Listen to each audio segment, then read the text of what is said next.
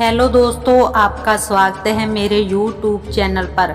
आज हम आपको भगवान शिव द्वारा बताए गए उस अद्भुत रहस्य के बारे में बताएंगे जिसमें वह स्वयं देवी पार्वती को समझाते हैं कि संसार के दुखों का अंत कैसे किया जा सकता है। इस कहानी में हम जानेंगे कि शिव जी के मार्गदर्शन में आत्मज्ञान और निष्काम कर्म योग के माध्यम से कैसे हम अपने जीवन के दुखों को समाप्त कर सकते हैं और सच्चे सुख को कैसे प्राप्त कर सकते हैं।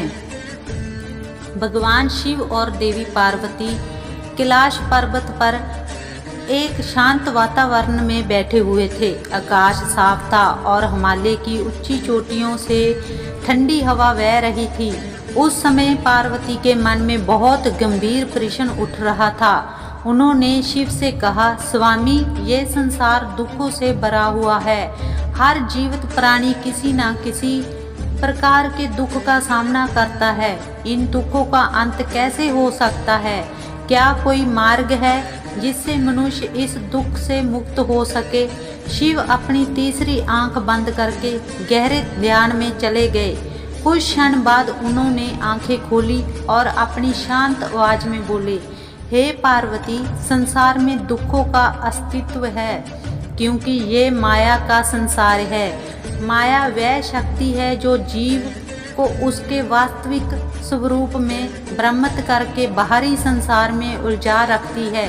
जब तक ये माया का पर्दा जीव की आंखों पर रहता है तब तक उसे सुख और दुख का अनुभव होता है। शिव ने एक लंबी सांस ली और फिर कहा, दुख का मूल कारण है अज्ञान।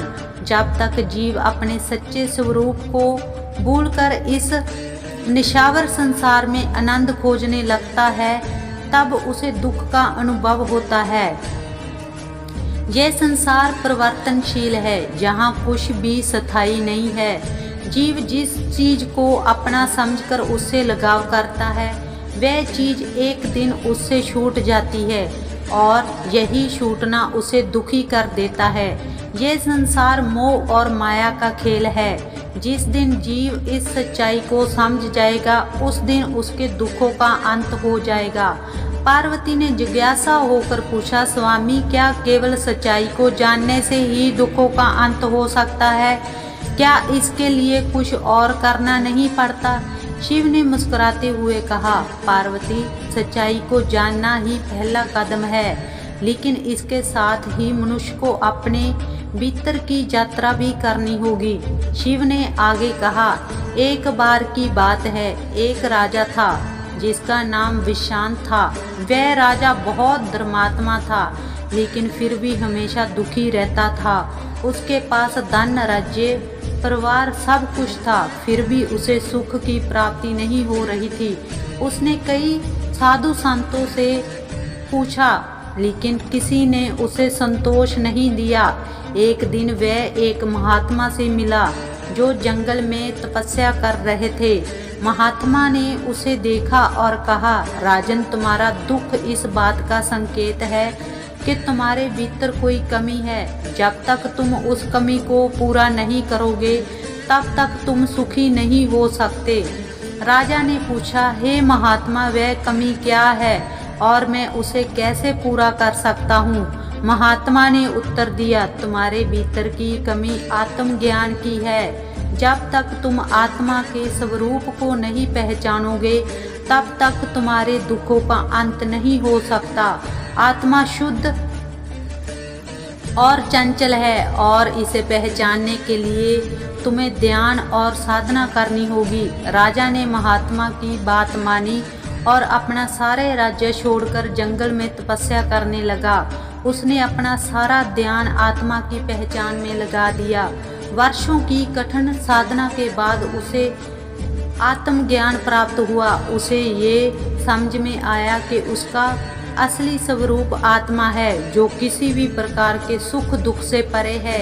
उसे ये भी समझ में आया कि संसार की सभी चीज़ें नशावन है और उनका सुख केवल क्षणिक है। जब राजा को ये ज्ञान प्राप्त हुआ तब उसके सारे दुख एक क्षण में समाप्त हो गए।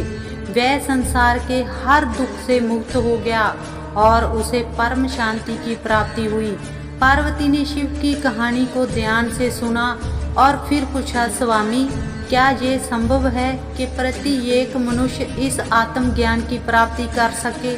क्या ये मार्ग सबके लिए खुला है? शिव ने उत्तर दिया, हे पार्वती, ये मार्ग सबके लिए खुला है, लेकिन इस पर चलने के लिए दृढ़ संकल्प और धैर्य की आवश्यकता होती है। ये मार्ग कठिन है, लेकिन जो इस पर चलते हैं वे अंत में सुख और शांति की प्राप्ति करते हैं। आत्मज्ञान के बिना कोई भी मनुष्य सच्चे सुख की प्राप्ति नहीं कर सकता।